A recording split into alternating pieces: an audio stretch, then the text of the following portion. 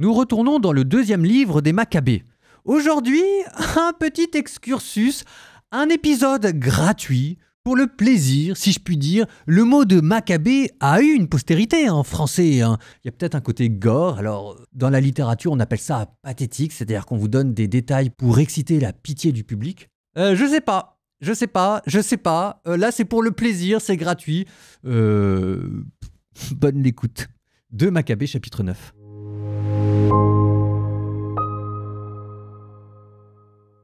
À cette époque, Antiochos était piteusement revenu des régions de Perse.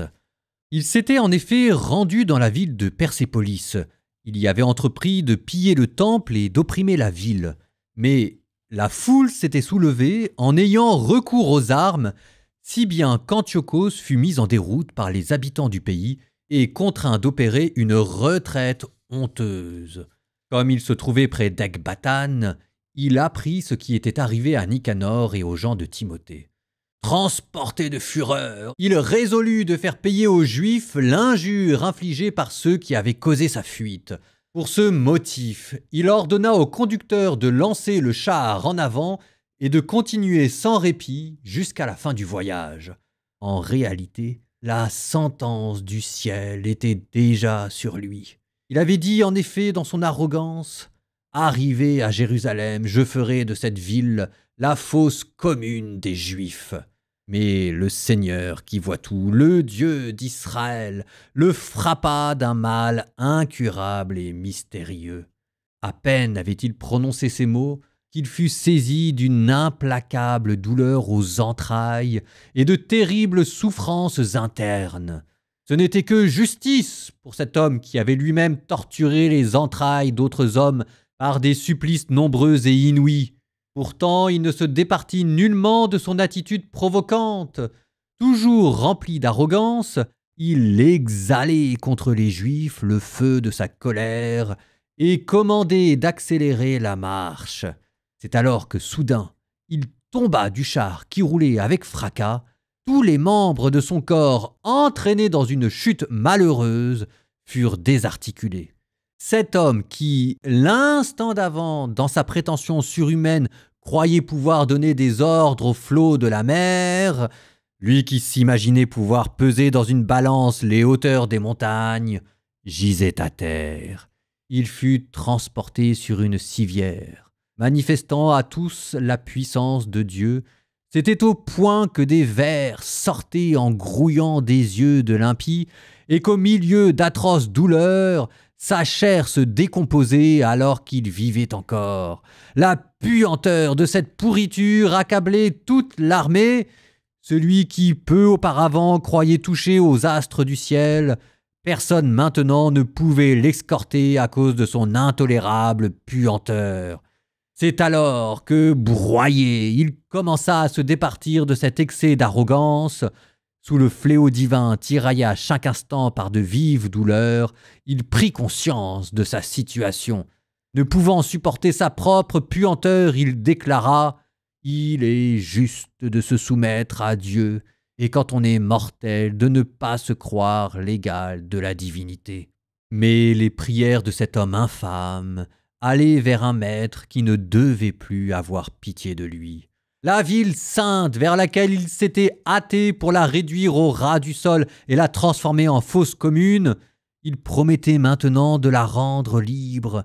Les Juifs auxquels il avait résolu de ne même pas accorder une sépulture et qu'il avait décidé de jeter avec leurs petits-enfants aux bêtes sauvages et en pâture aux oiseaux de proie, il disait maintenant vouloir les rendre tous égaux aux Athéniens. Le temple saint qu'autrefois il avait pillé, il l'ornerait des présents les plus beaux, il lui restituerait en bien plus grand nombre tous les objets sacrés et pourvoirait de ses propres revenus à toutes les dépenses nécessaires au sacrifice. En plus de tout cela, il promettait de devenir lui-même juif et de parcourir tout lieu habité en proclamant la souveraineté de Dieu.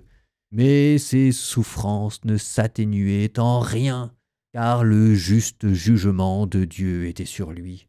Alors, désespérant de son état, il écrivit aux Juifs la lettre ci-dessous, véritable supplique qui disait Aux excellents juifs et concitoyens, salut, santé et bonheur parfaite de la part d'Antiochos, roi et général en chef. Si vous vous portez bien ainsi que vos enfants et si vos affaires marchent à souhait, nous en rendons vivement grâce à Dieu, car nous plaçons notre espérance dans le ciel. Quant à moi, je suis alité, sans force, mais je garde un affectueux souvenir de votre respect et de votre bienveillance.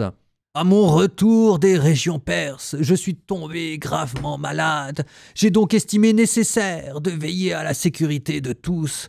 Je n'ai pas d'illusion sur mon état, et cependant j'ai le ferme espoir d'échapper à cette maladie.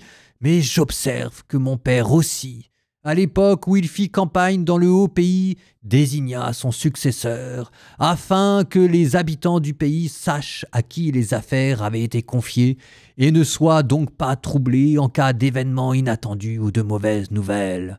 Par ailleurs, je me rends compte que les souverains proches de nous et les voisins du royaume épient les occasions et guettent la suite des événements. C'est pourquoi j'ai désigné comme roi mon fils Antiochos, que j'avais souvent confié et recommandé à la plupart d'entre vous lorsque je me hâtais vers les provinces du haut pays. Je lui ai d'ailleurs écrit la lettre transcrite ci-dessous. Je vous en prie donc et vous conjure, en souvenir des bienfaits que je vous ai accordés en général et en particulier, de conserver chacun la bienveillance que vous avez pour moi et pour mon fils. En effet, j'en ai la conviction, il poursuivra ma politique et se conduira envers vous avec modération et humanité. Ainsi, ce meurtrier, ce blasphémateur, connut le sort lamentable de terminer sa vie en terre étrangère, dans les montagnes en proie aux pires souffrances, comme celles qu'il avait infligées aux autres. Philippe, son ami d'enfance, ramena son corps, mais ensuite il se retira en Égypte auprès de Ptolémée Philométor, car il craignait le fils d'Antiochos.